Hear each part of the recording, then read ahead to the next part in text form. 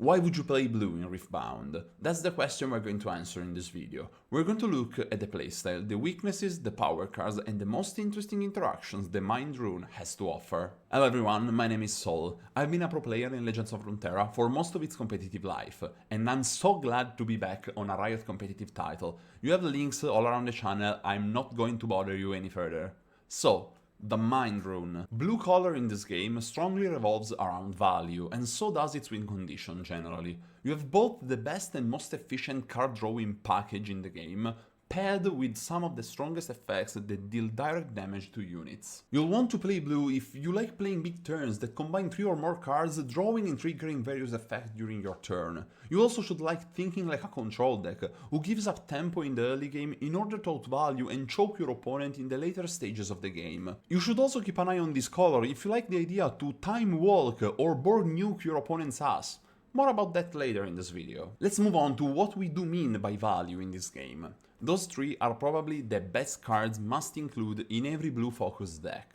Riftbound Student is the best match starter you have in the early game, who perfectly combines with the cheap reactions blue spell can threaten, such as Stupefy or Smokescreen, whose value increases dramatically if you have played a Riftbound Student before. Consult the Past is hands down the best card drawing effect in game for many reasons. Since it is a reaction speed spell, it opens up the typical magic control deck scenario, where you keep your runes ready at the end of your turn in order to have mana to be spent to answer your opponent plays during their turn. So, your opponent often decides to not challenge you, since you have your mana open, and maybe he plays conservative. For example, in Riftbound, he might decide to go on the open battlefield, instead of threatening the one you are controlling. At this point, it might seem you have wasted some mana, because if the turn goes back to you, any non-exhausted rune would be actually a value waste. So, here it comes Consult the Past, saving the day. You kept mana open to answer your opponent, he doesn't challenge you, you still make value, because you use Consult the Past and you draw 2 cards. This might seem a situational play for new players, but those kind of interactions are what makes control decks so good in the hands of proficient players. Also, they straight up decided to make this card broken because they gave it the hidden mechanic, so it might also be faking another threat at the ridiculous cost of recycling 1 rune. Singularity is simply one of the best removal in the game. It's pretty pricey, don't ever underestimate how heavy 2 recycled runes might be in Riftbound. Still, it's a clean 1 card for 2, and it also can target units that aren't in a battlefield, making it a great tool to kill strong backline units your opponent is trying to keep safe by keeping them in base. Anyway, the blue drawing effects don't stop to consult the past. The Mind Rune has good card draws across all mana costs. From the cheapest units like Watchful Sentry, which makes a great starter that will simply cycle itself when it dies, all up to the value bomb like Pogger's Day. Singularity isn't the only removal you have. At the exact same price, you have another very good card, a body with 6 might that immediately shoots a target, and since this damage comes from an ability, its effect is immune to the various counterspelling mechanics you have in the game. Riptide Rex remains one of the strongest mid to late game plays that blue decks can make. Falling Comet is another very cost efficient tool that blue brings to the table. 5 mana for 6 damage that can also be played in opponent turns during a showdown makes it another very good control card. Thinking like a control deck is generally something hard to do, but extremely satisfying once you master it. Those are general guidelines, often true in most of the card games out there. The rule of thumb is to consider victory points as a resource. You can spend them in Riftbound by letting your opponent capture the battlefield early in order to play efficiently and build up the machine that will conquer the late game. You will always need a bit more mana and more cards in order to set up your big turns, but once you go online, you are ready for your crazy comeback story, and that's the soul of playing a control deck. That's why it's very important for blue to be planning for future turns more than any other rune in the game, as well as understanding when your opponent is about to choke, maybe because he is low on cards in his hand, or because he has used the last copy of a very powerful card in the matchup. These are the best champions that blue can showcase in the Origin set. Ahri is a very sticky unit that can bring a functional 5 power for only 3 mana thanks to her effect. Protecting her and controlling one battlefield steadily is a very common strategy in Riftbound right now. Victor is a backline unit.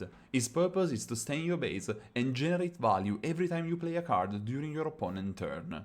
while Kai'Sa is probably one of the best finisher blue has in the late game.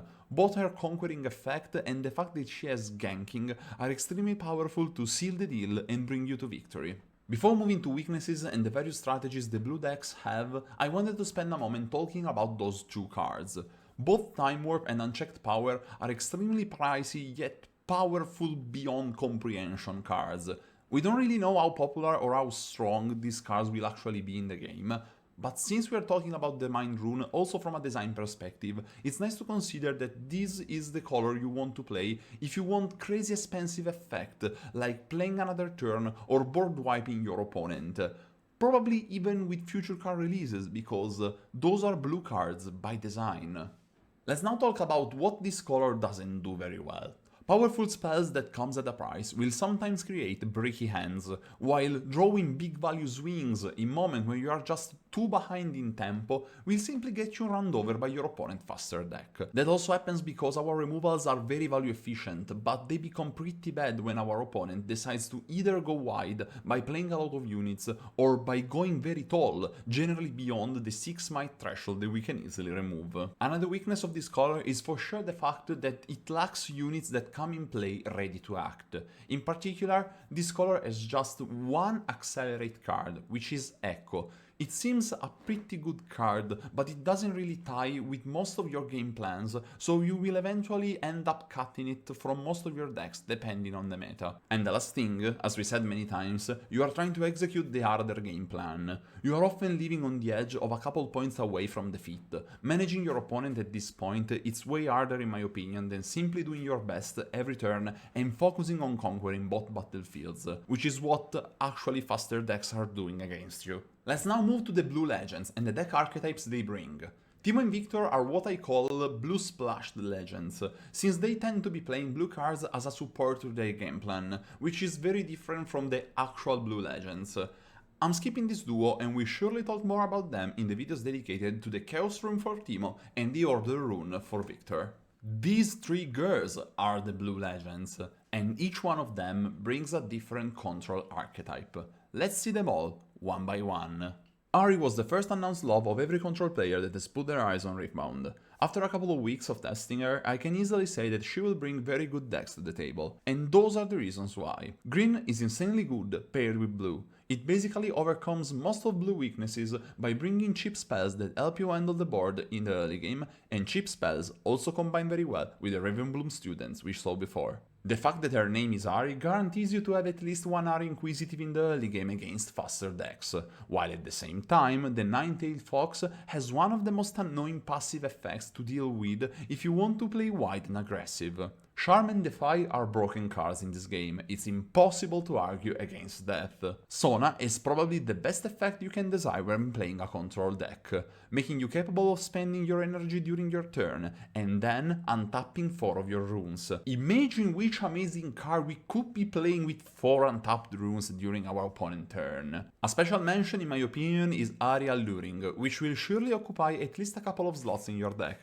since it's a good card. But the amazing fact is that her name is once again Ahri, which guarantees us to draw her when we are playing a matchup that requires an alternative win condition, for example in the mirror match. The next archetype is the Spellslinger Control, embodied by Kai'Sa. If you've played Legends of Runeterra and loved Piltover decks, this is what you're looking for. Once again, red overcomes most of blue weaknesses. It has plenty of cheap removals that become extremely efficient thanks to the Daughter of the Void's passive. Void Seeker is a broken card, nobody could ever argue with that. Also, red is probably the color that has the easiest access to the Accelerate keyword. Kai'Sa Survivor itself is a guaranteed card we will play every single game thanks to her name, which can accelerate our game plan while still bringing value to the board. As it was for Piltover decks in Runeterra, you are that kind of control deck that, yeah, I would like to control you, but you are doing things so slow, I will simply end up pushing harder than you while having more value in hand, and still I have good removals. Have fun, opponents. As last, and probably the least strong deck, we have Lux as the typical overvalue control deck. This kind of deck, instead of overcoming blue weaknesses, enhances them by going bluer than ever, thanks to the Lady of Luminosity's passive. Your early setup is even slower than the other blue decks, but way more powerful, thanks to cards like Lux Crown Guard, which once again you are guaranteed to play each game at least once, thanks to her name. Lux basically only wins by outvaluing you so hard you might even end up finishing cards in your hand, while she still has 5 or more. Lux is probably the weakest of them for now, but from a design perspective, she scales very well with future releases, since her passive is pretty generic and basically every single yellow or blue spell with 5+ mana cost released from now on might end up making her a top tier deck. And that's it for today's video. Thank you so much for watching. If you stick till this moment, please consider subscribing. Or maybe watch another video if you find this one useful. The next one will be about the orange rune, the body rune. As you can notice, I'm just at the start of my international journey as a content creator, so I can assure you that every single like, share and comment really means the world to me. Thank you so much for sticking around. See you soon.